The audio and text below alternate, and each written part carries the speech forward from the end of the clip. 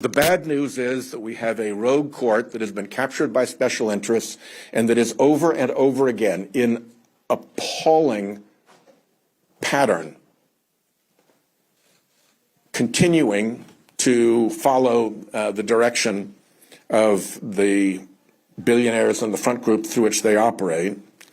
The good news is that the public is fed up. Congress is fed up, mostly. And the Judicial Conference is beginning to tighten up the rules on the Supreme Court justices. Rhode Island Democrat Sheldon Whitehouse has been ringing the alarm on the corruption of the Supreme Court and our desperate need to wrangle in their unchecked power, namely the infamous Clarence Thomas. The court has done its best to prevent the American people from fighting back through the democratic process. It's made it harder for ordinary people to vote, while making it easier for billionaires and deep-pocketed special interests to impose their will on the American people with unlimited amounts of dark money. How did we get here? A decades-long scheme led by creepy billionaires and backed by a deluge of dark money captured the court like some crooked 19th century railroad commission. This court capture operation was not cheap. The latest estimate put it at more than $580 million, and that's a minimum.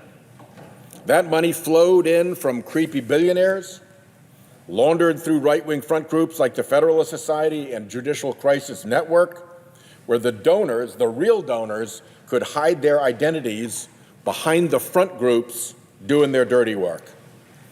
This dark money funded full-scale campaigns to stack the Supreme Court with justices who would deliver for the billionaires. Leo and his cronies also orchestrated a secret gifts program for their amenable justices, keeping them happy with lavish gifts of luxury vacations and other high-value freebies. Despite a clear federal ethics law requiring Supreme Court justices to disclose even small gifts, these justices kept hidden years of free private jet travel, free yacht trips, free tickets to sporting events, even for one justice, $260,000 of loan forgiveness for a luxury motor coach. Justices have flouted the federal law requiring recusal from cases where they have a conflict of interest.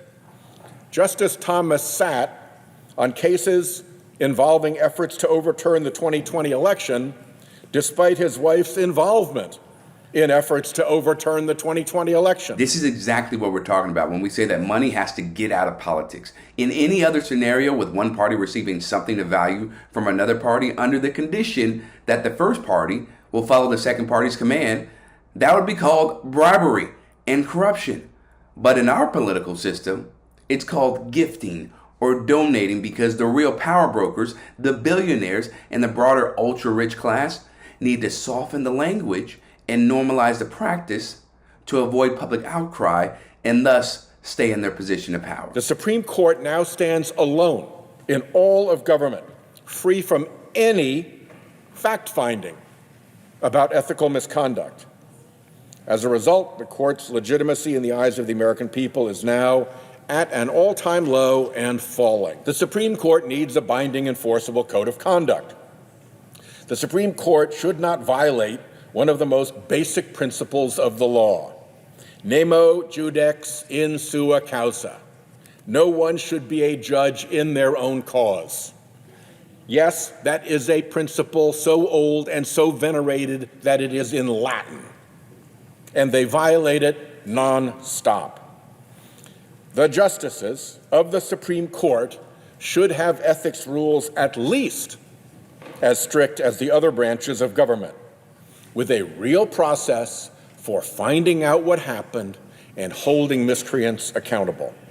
And overwhelmingly, Americans agree. While it is difficult, weeding out corruption in the Supreme Court and all levels of government is very achievable. It just takes the right people in positions of power to be motivated to do so. My bill would also impose stricter disclosure of gifts justices receive, enhance existing recusal laws, and require the flotillas of phony front groups who lobby the court through friend of the court briefs to disclose their actual funders and connections. Democrats stand ready and willing to deliver on President Biden's and Vice President Harris's goal of bringing real transparency and accountability to the Supreme Court.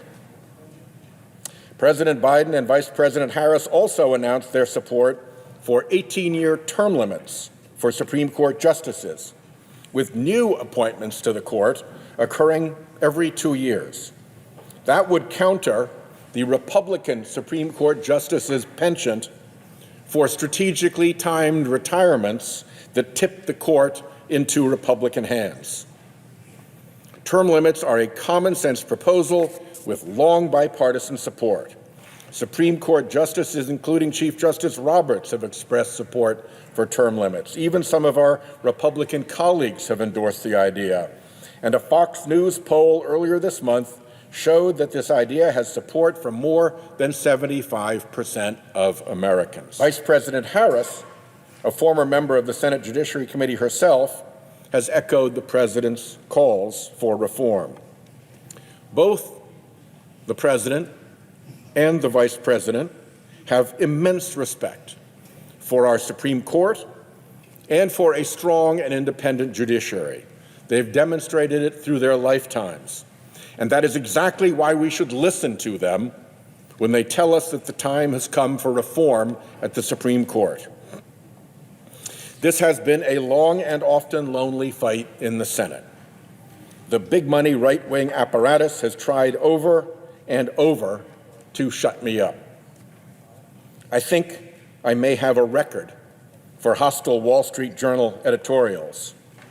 And may I tell the Wall Street Journal editorial board, thank you, that is a badge of honor. So what I like about White House's speech is that he frames the issue of SCOTUS corruption primarily through the lens of economic investment rather than social investment. Because let's be clear, Harlan Crow isn't buddies with Clarence Thomas because they both want to end gay marriage. No, it's more so because Crow knows that Thomas is going to protect his financial interests. And the same goes really for any of the other bought and sold conservatives on the bench. I think White House brought up a lot of good options for reform at the Supreme Court level. Number one being an enforceable code of ethics. Keyword enforceable, because there's no point in having a code of ethics if it isn't going to be enforced, right? And there needs to be a process to see, okay, did you actually violate the code of ethics? And if you did, what are the consequences? Are you going to be removed from the bench immediately, or will you get less severe penalties? Then there's another option that I think is really long overdue, term limits. How about an 18-year term limit? I think that's great because it gives the judges an incentive to get their work done in about 2 decades worth of work.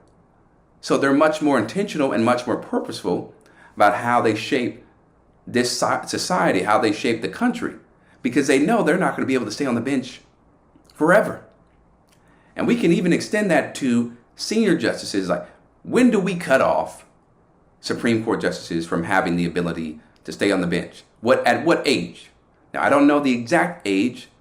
That's for smarter people. But there needs to be a time when your mind starts to decline and your cognitive abilities are not what they used to be when you were in your 40s, your 50s, even your 60s. That we say, okay, you need to leave, and we have to bring in new blood, a new generation, so to speak, a different perspective. The concern, though, I have with all these options, will we actually be able to see them through if Republicans control at least one branch of Congress or the presidency? Because we know the Republican Party has been about obstructing justice, halting progress, just in the name of it. Not because they don't believe in the idea, just we don't want things to get done. And I could be wrong, but that's my hunch, is that it won't be likely. So if Democrats, win the presidency and they can get control of Congress, that would be, or one branch of Congress, then that would be beneficial to making sure or helping speed up the process of these reforms being put in place. For Rebel HQ, I'm Chris Williamson. We'll see you next time.